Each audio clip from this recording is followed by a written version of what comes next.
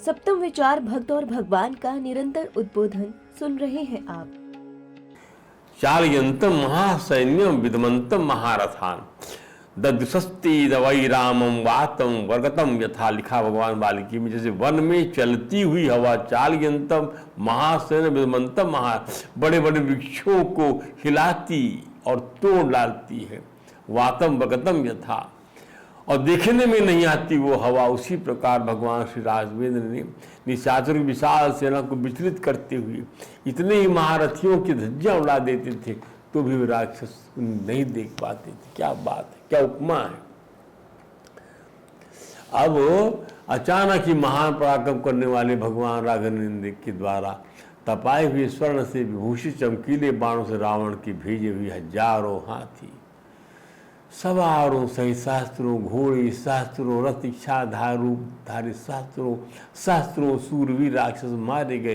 तब सभी निशाचर घबरा उठे और अपनी राक्षसियों के पास आकर बहुत दुखी और चिंतामग्न हो गए। अर्थात जिनके पति, पुत्र, भाई, बंधु मारे गए थे, अनाथ राक्षसियां झुंड की झुंड दुख से पीड़ियों को विलाप करने लगी। हाय हाय, ये शूर्पणखा, इसका पेट धसा हुआ, आकार विकराल, ऐसी वो बुढ़िया कामदेव के समान रूप वाले राघवन के पास काम भाव लेकर कैसे चली गई, किस तरह जाने का साहस कर सकी जो भगवान राम सुकुमार महान बलशाली हैं, संपूर्ण प्राणियों के हित में संलग्न रहते हैं। उन्हें देखकर वह कुरूपा राक्षसी ने उन्हें अपना पति बनाने जैसी काम भाव से युक्त हो गई। कैसा दुस्साहस है। यह दुष्टा तो सबके द्वारा मार डालने योग्य है, क्योंकि आज उसकी वजह से ही इस लंका में तमाम स्त्रियां विधवा हो गई, बिना भ्राता के हो गई, बिना माएँ जो है विलक रहने लगी, आदि आदि। उसको सब इस प्रकार से कह रहे, किस प्रकार से ये क्यों ऐसी घटना घटित हुई, क्यों इसने ऐसा किया, ये सोचने लग गई। ये विलाप जो है सच्चाई बयान कर रहा है कि लंका वासिनी महिलाओं का ये विकराल विलाप, चित्कार दूर दूर सुनाई पड़ रहा था। ये सच्चाई बयान कर रहा, रे महाबली को मुकर राम के हाथों मारा गया, दुस्साहवीर अतिकाय को भी लक्ष्मण ने मार गिराया, रावण का प्यारा पुत्र निजित भी उन्हीं के हाथों मारा गया। पर धिक्कार है कि रावण से राम के प्रभाव को नहीं समझ पा रहा। मम पुत्रो मम भ्राता मम भरता रणे हताः इत्येष श्रूयते शब्दो राक्षसी नाम कुले कुले। हाय, मेरा बेटा मारा गया, मेरे भाई को प्राणों से हाथ धोना पड़ा, रणभूमि में मेरे पति मारे गए, लंका के घर घर में राक्षस नारियों के सब सुनाई देते। रुद्रवा दिवा विष्णु महेंद्रो वा सत्क्रतु हंतिनो राम रूपिणी दिवा स्वयं अंतका। जान पड़ता है श्री राम का रूप धारण करके हमें साक्षात भगवान रुद्रदेव, भगवान विष्णु, शतक्रतु अथवा स्वयं यमराज ही मार रहे हैं। दुखी राक्षसियों का प्रलाप वास्तविकता को बतला रहा है, परंतु होनहार को टालना किसी के बस में नहीं है। होनहार की आनुषंगिकता के दो रूप हैं, प्रत्यक्ष और परोक्ष, डायरेक्ट और इनडायरेक्ट। प्रत्यक्ष में जो कुछ विनाश सम्मत है वही परोक्ष में अमृत सम्मत बनने वाला। क्या बात है। परोक्ष में, प्रत्यक्ष में जो कुछ विनाश सम्मत है वही इनडायरेक्टली क्या बनने वाला, अमृत सम्मत बनने वाला। हर किसी को ज्ञान दृष्टि तो मिली नहीं, अतः विधि की विधान को बदलने में सक्षम नहीं है। सुग्रीव के द्वारा राक्षस महोदर अंगद के द्वारा विरूपाक्ष का वध कर दिया गया। तब राक्षस राज रावण अपने रथ की घरघराहट से दसों दिशाओं गुंजाता हुआ बड़ी तेजी से रघुनाथ जी को बढ़ा। अर्थात रथ की आवाज से नदी पूर्ता तेन शब्देन सनदी गिर कान कहा, लिखा है स नदी गिर कान कहा पूर्ता तेन शब्देन। उस रथ की आवाज से नदी, पर्वत, जंगल सहित वहां की सारी भूमि संचाल मही सर्वा त्रस्त सिंह मृग द्विजा, सारी भूमि जो है गूंज उठी है। तामसम सुमहाघोरम चकारास्त्रम सुदारुणम निर्दहा कपीन सर्वास्ते प्रपेतु समन्तताः। धरती डोलने लगी और वहाँ सारे पशु पक्षी भय से थर्रा उठे। तब रावण ने तामस नाम वाले अत्यंत भयानक महाघोर अस्त्र को प्रकट करके समस्त रावणों को भस्म करना प्रारंभ कर दिया और सब उर्वानों की लाशें गिरने लगी। परिणामतः वानर सेना तितर पितर हो गई। यह देख श्री राम युद्ध के लिए उद्यत हो सुस्थिर भाव से खड़े हो गए। श्री राम से एकाग्रचित्त हो रणभूमि में दशमुख रावण पर प्रज्वलित अग्नि के समान तेजस्वी स्वर्णभूषित बाणों की वर्षा करने लगे। स्वर्णभूषित बाणों की।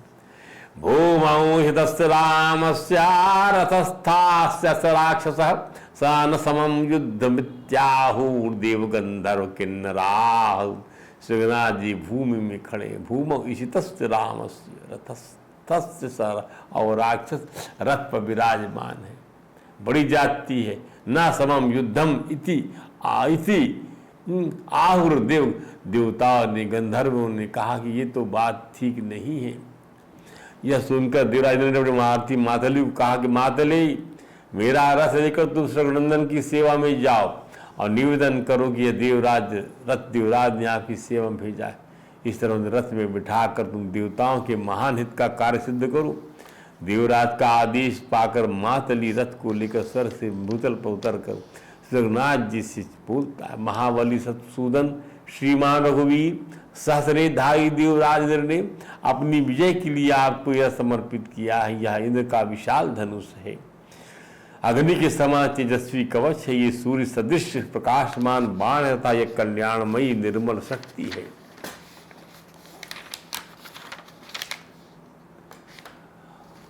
आरुईमं रथम वीर राक्षसम जहि रावणम। इस पर सवार हो जाइए और राक्षस को मारिए। मया सारथिना देव महेंद्र युवदान। जैसे महेंद्र ने दानवों को मारा मेरे सारथ्य में, वैसे मेरे सारथ्य में आप इसको मारे रावण को।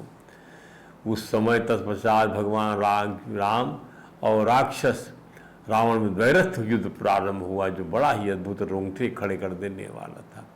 उस समय 10 मस्तक को 20 भुजाओं से युक्त दशग्रीव और रावण हाथों में धनुष लिए मैनाक पर्वत समान दिखाई देता था। उसके बाणों से निरस्त होने के कारण भगवान श्री राम युद्ध के मुहाने पर अपने बाणों का संधान नहीं कर पाते थे। इससे श्री रघुनाथ क्रोध हुआ। तब उनके मुख की ओर देखकर समस्त प्राणी थर्रा उठे, पृथ्वी कांपने लगी। सभी प्राणी भयभीत हो गए तथा रावण के भीतर भी भय समा गया। उस समय समस्त देवता और असुर आकाश में अपने विमानों पर स्थित हो अपने अपने पक्ष की जय जयकार करने लगे। उस समय युद्ध स्थल में शत्रु पक्ष की इच्छा रखने वाले श्री राम का बल, पराक्रम, उत्साह और असर बल बढ़कर दूना हो गया। आत्मज्ञानी रघुनाथ जी के सामने सभी अस्त्र अपने आप प्रकट होने लगे और उनका हाथ बड़ी तेजी से चलने लगा। वानरों की चलाए हुए प्रस्तर समूहों और श्री रामचंद्र जी के छोड़े हुए बाणों की वर्षा से आहत रावण में श्री राम के पराक्रम का सामना करने की क्षमता नहीं रह गई। तब रावण का सारथी रावण के रथ को समर भूमि से हटा ले गया। रावण को जब चेतना आई तो सारथी फटकारा कि अनारे, आज तूने चिरकाल में उपार्जित मेरे यश को, मेरे पराक्रम को, मेरे तेज और विश्वास को पर पानी फेर दिया। मूर्ख, तूने अपनी मनमानी कर मुझे युद्ध से क्यों हटाया, मुझे पलायन करने वाला क्यों बना दिया। परंतु अपनी वीरतापूर्ण उत्तर से सारथी राक्षस राज को संतुष्ट कर दिया। इस स्वामी के पराक्रम में प्रबलता नहीं देखकर और उनके प्राण संकट में न पड़ जाएं, इस आशंका से उनका हित साधन करने के लिए उसने वह काम किया और राक्षस राज ने इस पर उसे क्षमा भी कर दिया। इधर श्री राघवेंद्र भी अगली रणनीति पर विचार कर रहे और रावण फिर युद्ध की लालसा से उनके सामने आ गया। तब भगवान अगस्त मुनि ने, जो देवताओं के साथ युद्ध देखने के लिए आए थे, राघवेंद्र को आदित्य हृदय नामक सनातन गोपनीय स्तोत्र का ज्ञान दिया और कहा कि हे रघुनाथ, इस स्तोत्र की जब से आप अपने समस्त शत्रुओं विजय प्राप्त, इसका अर्थ समझिए आप, ईश्वर का अनुष्ठान ऋषि मुनियों के माध्यम से, आजकल उन्हीं का रूप जो है ब्राह्मण लोग है, अनुष्ठान बड़ा काम करता है साहब, ध्यान दीजिए, कभी अनुष्ठान करा के देखिए, व्यर्थ नहीं जाएगा। संसार में 3 चीज़ें अत्यधिक दुर्लभ हैं। पहली बात मनुष्य का जन्म, दूसरी बात मोक्ष की इच्छा और तीसरी बात महापुरुषों का आश्रय। ईश्वर के साथ ऋषि मुनि महात्मा महापुरुष भी सनातन धर्म की स्थापना के लिए सहयोग करते हैं। महर्षि अगस्त्य ने आदित्य हृदय स्तोत्र की महिमा बतलाई। यह स्तोत्र संपूर्ण शत्रु का नाश करने वाला है। इसकी जब से सदा विजय प्राप्त होती है। यह नित्य अक्षय और परम कल्याणमय स्तोत्र है। संपूर्ण मंगलों का भी मंगल है। ये समस्त पापहारी है। चिंता और शोक मिटाकर आयु को बढ़ाने वाला है। महामुनि अगस्त्य ने श्री राम को आदित्य हृदय स्तोत्र का अपने सामने जप कराया। किसी भी स्तोत्र की भूमिका में इसका पूरा पाठ देखा जा सकता है। प्रभु को जाप कराते हुए मुनि अगस्त्य ने कहा क्या, नमोग्राय वीराय सारंगाय नमो नमः, नमः पद्म प्रबोधाय मार्तंडाय नमो नमः, ब्रह्मेशानाच्युतेशाय सूर्यादि त्यावर्चसे भास्वते सर्वभक्षाय रौद्राय वपुषे नमः, देवाशकृतवत्सयु क्रतूनां फलमेव च यानि कृत्यानि लोकेषु सर्व एष रवि प्रभु हेमापस्सु कृच्छेषु कान्तारेषु हयेषु च कीर्तयन् पुरुषः कश्चिन्नावसीतति राघव। उग्र अभक्तों के लिए भयंकर और वीर शक्ति संपन्न और सारंग शीघ्रगामी सूर्यदेव को नमस्कार है और कर कमलों को निमित्त करने वाले प्रचंड तेजधारी मातन को प्रणाम है। हे सूर्य, आप परात्पर रूप में ब्रह्मा शिव और विष्णु के भी स्वामी हैं। सूर्य आपकी संज्ञा है। सूर्यमंडल आपका ही तेज है। आप प्रकाश से परिपूर्ण है। सबको स्वाहा कर देने वाला अग्नि आपका ही स्वरूप है। रौद्र रूप धारण करने वाले आपको नमस्कार। यज्ञ के भाग ग्रहण करने वाले देवता, यज्ञों के फल ही आप ही हैं। संपूर्ण लोकों में जितनी क्रियाएं होती उनका फल देने में आप ही पूर्ण समर्थ है। राघव, विपत्ति में, कष्ट में, दुर्गम मार्ग था और किसी भय के अनुसार जो कोई पुरुष इन सूर्यदेव का कीर्तन करता है उसे दुख नहीं भोगना पड़ता। महामुनि अगस्त्य ने पुनः कहा, हे राघव, आदित्य हृदय स्तोत्र का 3 बार जप करने से तुम युद्ध में विजय पाओगे और इसी क्षण रावण का वध कर सकोगे। महर्षि अगस्त्य आए थे उसी प्रकार। अब देखिए, भगवान नर लीला कर रहे हैं, तो नर लीला करने में, किसी भी युद्ध को जीतने में आपको आदित्य हृदय स्तोत्र की आवश्यकता है। भगवान के माध्यम से ये संदेशा जीवों के लिए है कि जीव भी ऐसा कर सकता है कि मार्तंड की उपासना कर सकता है, आदित्य हृदय स्तोत्र का 3 बार जप कर सकता है और अपनी विजय कोर्ट कचहरी के मुकदमे की जीत सुनिश्चित कर सकता है। कुछ भी कर सकता है, विजय उसकी सुनिश्चित है। संसार में ऐसा कौन सा प्राणी जिस पर संकट नहीं आता। उद्योग करने वाले सभी प्राणियों को सफलता के लिए देवबल की भी परम आवश्यकता, देवबल मिलना चाहिए। ऋषि मुनि परमात्मा के माध्यम से हमारे लिए ही अपनी तपस्या से प्राप्त गोपनीय ज्ञान प्रकट करते हैं। श्री रघुनाथ जी ने विधिवत विनियोग संन्यास न्यास कर 3 बार आचमन कर भगवान सुभन भास्कर की ओर देखकर आदित्य हृदय स्तोत्र का 3 बार जप किया। इससे उन्हें बड़ा हर्ष हुआ और वे धनुष उठाकर रावण के वध का निश्चय कर आगे बढ़े। राक्षस राज रावण और भगवान श्री रघुनाथ में द्वैरथ युद्ध फिर प्रारंभ हो गया। सभी पक्ष अपने अपने स्वामी के पराक्रम को देखने लगे। वे दोनों श्रेष्ठ रथी समर भूमि में अत्यंत क्रोधपूर्वक एक दूसरे को अत्यंत पीड़ा देने और धावा करने लगे। अब रघुनाथ जी ने जब अपने सूर्य सर्प के समान बाण से रावण की कुंडल सिर को काटा तो उसकी जगह दूसरा सिर आ गया। एवं में शतम छिन्नम सिरसाम तुल्य वर्चसाम, 100 बार काटा सिर भगवान ने, बार बार नया न चैव राणो रावण से अंतु दृश्यति जीवितक्षय। उनको लगा कि इसकी जीवन का नाश कैसे होगा, उसके मसलों का अंत क्या होता दिखाई नहीं पड़ता था। रघुनाथ जी अपने संपूर्ण पराक्रम को लेकर सोच में पड़ गए और पुनः सावधान होकर बाणों की झड़ी लगा दी। राक्षस राज ने कुपित होकर रणभूमि में राम गदा मूसलों की वर्षा से पीड़ित करना प्रारंभ कर दिया। उस महाप्रभु युद्ध ने बड़ा भयंकर रूप धारण कर लिया। उसे देखने में रोंगटे खड़े हो जाते थे। पश्चाताम तन महद युद्धम सर्वरात्रम अवर्तत। वह युद्ध कभी आकाश में, कभी भूतल पर, कभी भूतल के शिखर पर होता था। देवता, दानव, यक्ष, पिशाच, नाग और राक्षसों के देखते देखते वह संग्राम सा राह चलता रहा। नैव रात्रिम न दिवसम न मुहूर्तम न च क्षणम राम रावण योः युद्धम विराम उपगच्छति। 2 घड़ी अथवा क्षण के लिए भी उसका विराम नहीं होता था। आज दैवी रूप से दैवी संपदाओं और आश्रित संपदाओं में ये रात दिन द्वंद्व होता है। रात दिन ध्यान दीजिए, दोनों ही एक दूसरे से परास्त नहीं होना चाहते, न आश्रित संपदा न दैवी संपदा। जबकि परमात्मा गुणात्मक प्रकृति दोनों को उत्पन्न करती है। देव नाम परमात्मा का, परमात्मा की प्राप्ति के लिए सद्गुण सदाचार आदि साधन है, ये सब दैवी संपदा है। परमात्मा की इस सृष्टि में मनुष्य, देवता, असुर, राक्षस, भूत, प्रेत, पिशाच, पशु, पक्षी, कीट, पतंग, वृक्ष, लता आदि सभी स्थावर प्राणी भी शामिल है, परंतु असुर स्वभाव का त्याग करने की विवेक शक्ति मनुष्य रूप से, मनुष्य शरीर में है। मुख्य रूप से विवेक शक्ति असुर स्वभाव का त्याग करने में किसमें है? मनुष्य शरीर में है। इसीलिए मनुष्य को असुर स्वभाव का त्याग करना चाहिए। उसका त्याग होते ही देवी संपत्ति स्वतः प्रकट हो जाती है। रावण, कुंभकर्ण और विभीषण तीनों ही राक्षस हैं, परंतु विभीषण जी ने असुर स्वभाव को त्याग दिया था, अतः उनकी दैवी संपदा प्रकट हो गई, वे भगवान द्वारा अपना लिए गए। कुंभकर्ण में तामसी भोजन के प्रभाव से उसके असुर स्वभाव का उन्मूलन नहीं हो पाया था। भोजन भी रिस्पांडुल होता है स्वभाव को त्यागने में। वो कितना खून पी गया, कितना मांस खा गया, तो उससे कहाँ जाएगा उसका वह स्वभाव। तो कुंभकर्ण में तामसी भोजन के प्रभाव से असुर स्वभाव का उन्मूलन नहीं हो। अब आइए, इसलिए जानते हुए भी कि राम चराचर के स्वामी है, यह ज्ञान उसके हृदय में स्थायी नहीं रह पाया कुंभकर्ण के। इसलिए कुंभकर्ण ने अपने बड़े भाई रावण के धर्म से अपने धर्म को जोड़कर देखा और विभीषण के पक्ष में स्वयं को खड़ा नहीं रख पाया। अब दशानन को लेते हैं। दशानन जो है सतत काम क्रोध का आश्रय लिए हुए राक्षस राज रावण का हठ रूपी बल, वह जो सोचता है वही सही है, जो वह करता है वही सही है, जो उसकी आज्ञा वही धर्म है। उसका घमंड कि एको हम द्वितीयो नास्ति, ने सारी लोकपाल दिक्पाल व्यवस्था को अपने अधीन कर लिया।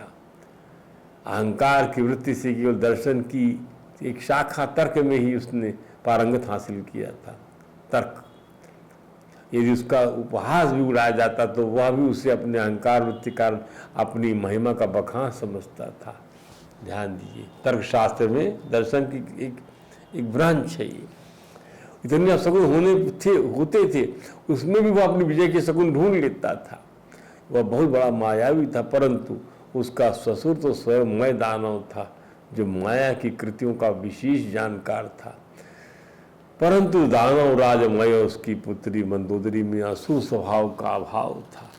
अतः इन दोनों की दैवी प्रकृति जागृत थी और उसी ने राक्षस राज रावण को श्री रघुवीर की दैवी महिमा के दर्शन कराई। और 10 सिरों के 10 दिमागों के उस अकाट्य दर्शन के भी 10-10 टुकड़े टुकड़े कर राक्षस राज उस सत्य को हृदयंगम नहीं कर पाता था। फिर 10 सिर 10 हो सकते हैं, 10 बुद्धि हो सकती है, पर 10 हृदय नहीं हो सकते। हृदय तो एक ही है, प्राण एक है, 10 नहीं हो सकते। प्रभु को उसके सारथी मातली ने एक सुझाव दिया। कहा मातली ने, प्रभु आप राक्षस राज रावण के हर अस्त्र को उसके काट वाले अस्त्र से ही पराभूत नहीं करें। यदि उसने चलाया अग्निबाण तो आप भी अग्निबाण, उसका काट चला दिया आपने, वर्षा का बाण चला दिया। ये शत्रु का अनुसरण होता है, अर्थात रावण जो चलाता है उसके निवारण करने वाले अस्त्र का प्रयोग मात्र करके आप रह जाते हैं। प्रभु इसके वध के लिए आप ब्रह्मा जी के अस्त्र का प्रयोग कीजिए। देवताओं ने इसकी विनाश का जो समय बताया था वह अब आप पहुंचा। इसका अर्थ क्या है? मातली को भी सारी देव चर्चा परिचर्चा का ध्यान रहता था। मातली जो था देव सर्ग का प्राणी था, सब जानता था देवता आपस में क्या बात कर रहे हैं। वो समय आ चुका है। मातली के वाक्य से श्री रघुनाथ जी को उस बाण रूपी दिव्य अस्त्र का स्मरण हो आया और स्मृति जाग गई उनकी, और उन्होंने पुकारते हुए सर्प के समान बाण हाथ में ले लिया। यम तस्मै प्रथमं प्रादादगस्त्यो भगवान ऋषि ब्रह्मा दत्तम महद्बाणमोघम युद्धवीर्यवान। अर्थात ये वही बाण था जिसे पहले शक्तिशाली भगवान अगस्त ने रघुनाथ जी को दिया था। याद करिए, लीजिए बाण और ये ले लीजिए। ये विशाल बाण ब्रह्मा जी का दिया हुआ था और युद्ध अमोघ था। महर्षि वाल्मीकि लिखते हैं कि ब्रह्मा जी के द्वारा बनाए गए अमोघ बाण के वेग में वायु की, धार में अग्नि, सूर्य की, शरीर में आकाश की तथा भारी पने में मेरु वंदराचल की प्रतिष्ठा की। अरे बाबा रे, मैंने कितना भारी था! मेरु और मंदराचल की प्रतिष्ठा थी और शरीर में आकाश जितना विशाल और ढाल में अग्नि सूर्य शरीर की धार थी, इसकी प्राण के वेग में वायु का वेग था। वह बाण संपूर्ण भूतों के तेज से बनाया गया था। उस अमोघ बाण में सूर्य के समान ज्योति निकलती थी। आकाश, अग्नि, वह विषग्न सर्व के समान विषैला मनुष्य, हाथी और घोड़ों को वितीर्ण कर उसने डालने वाला, शीघ्रता से अपना लक्ष्य भेदन करने वाला था। वह बाण शत्रुओं की कीर्ति का अपहरण और अपने हर्ष की बुद्धि करने वाला था। उस महान सायक को वेदोक्त विधि से अभिमंत्रित करके महाबली श्री राम ने अपने धनुष में रखा। वैदिक रीति से उसको अभिमंत्रित किया। अभिमंत्र करने से सारे देवता का उसमें वास हो जाता है। और जब संधान करने लगी तब संपूर्ण प्राणी थर्रा उठे, धरती स रावणाय संक्रुद्धो वृषम आयम कार्मुकम चिक्षेप परमाय तासरम मर्म विदारणम। उस सर ने उसके मर्म को विदारित कर दिया। सब विशिष्टो महावेगा शरीरांतकरा पराहा विभेद हृदय तस्य रावणस्य दुरात्मना। रावण के प्राण पखेड़ू उड़ गए, छाती फट गई, खून का फव्वारा निकलने लगा और तुरंत धरती पर गिर गया आकर वह अमुक बाण रावण के खून से रंग कर तुरंत ही धरती में समा गया। फिर क्या था, रावण को पृथ्वी पर मरा हुआ पड़ा देख मरने से बची हुई निशाचर स्वामी के मारे जाने से भयभीत हो सब ओर भाग गई। उस समय वहां अंदर विजय लक्ष्मी से सुशोभित हो अत्यंत हर्ष और उल्लास से भर गए तथा श्री रघुनाथ जी की विजय और रावण की वध की घोषणा कर जय श्री राम, जय श्री राम, जय रघुनंदन, जय घनश्याम। इसी प्रकार समय आकाश में देवताओं की दुंदुभियां बजने लगी। अंतरिक्ष के से भूतल पर श्री रघुनाथ जी के रथ के ऊपर फूलों की वर्षा होने लगी। आकाश में देवताओं के मुख से भी श्री राम जी की स्तुति से युक्त साधुवाद की श्रेष्ठ वाणी सुनाई देने लगी। कृपालु की जय हो, मुकुंद की जय हो। रघुनाथ जी राक्षस रावण को मारकर वानर राज सुग्रीव को, युवराज अंगद को और राक्षस राज विभीषण को सफल मनोरथ कर दिया और स्वयं भी उन्हें बड़ी प्रसन्नता हुई। तत्पश्चात देवताओं को बड़ी शांति मिली, संपूर्ण दिशाएं प्रसन्न हो गई, उनमें प्रकाश छा गया, आकाश निर्मल हो गया, पृथ्वी का कांपना बंद हो गया, हवा स्वाभाविक गति से चलने लगी और सूर्य की प्रभा भी स्थिर हो गई। सुग्रीव जी, विभीषण जी, अंगद जी, हनुमान जी महाराज, लक्ष्मण जी महाराज, इन सभी ने प्रभु की इस विजय पर अपनी हर्ष दृष्टि से कृतज्ञता ज्ञापन किया और विधिवत सबने मिलकर नयनाभिराम से राम जी का विधिवत पूजन किया। श्री राघवेंद्र की शोभा पर गोस्वामी ने लिखा है, सिर जटा मुकुट प्रसून बिच बिच अतिमन, श्रीर जटा मुकुट प्रसून बिच बिच अति मनोहर, राजही जनुनी लगे पर तड़ित पटल समेत उडगन ब्राजही, भुज दंड सर को दंड फेरत, रुधिर कन तन अति बने, जनुराय मुनि तमाल पर बैठी विपुल सुख आपने, कृपा दृष्टि कर वृष्टि प्रभु अवय किए सुरवृंद, अभालु की सभार से जय सुख धाम। प्रभु श्री रामचंद्र ने कृपा दृष्टि की वर्षा करके देव समूह को निर्भय कर दिया। वानर भालू सभी हर्षित हुए और राक्षस सुखधाम मुकुंद की जय हो। मंदोदरी सहित सब तथा सब रानियां महासौधा विलाप करती है। भगवान ने उनको सांत्वना दिया कि शोक मत करिए, न एकांत विजयो युद्ध भूतपूर्व कदाचन पैरवाम घंटी वीरा परानवांति। विभीषण जी युद्ध में सदा विजय ही विजय मिले ऐसा नहीं होता। वीर पुरुष संग्राम में या तो शत्रु के द्वारा माना जाता है या स्वयं ही शत्रु को मार गिराता है। विभीषण जी, रावण की जो गति आज हुई है ये पूर्व काल के महापुरुष द्वारा बताई गति उत्तम गति है। आप सो छोड़कर अपने भाई के अंतिम तैयारी कीजिए। और हे विभीषण जी, बैर जीवंत काल तक ही रहता है, मरने के बाद बैर का अंत हो जाता है। अब हमारा प्रयोजन सिद्ध हो चुका है, अतः अब तुम इसका संस्कार करो। इस समय हम ये जैसे तुम्हारे स्नेह का पात्र है उस तरह मेरा भी स्नेह भाजन है। इस प्रकार से विभीषण जी का राज्याभिषेक कराया गया और जो कथा से बची हुई है वो हम आपको कल सुनाएंगे। आज हम यही विश्राम देते हैं। वृंदावन बिहारी राज्य हरे राम राम राम हरे हरे, हरे कृष्ण कृष्ण कृष्ण हरे।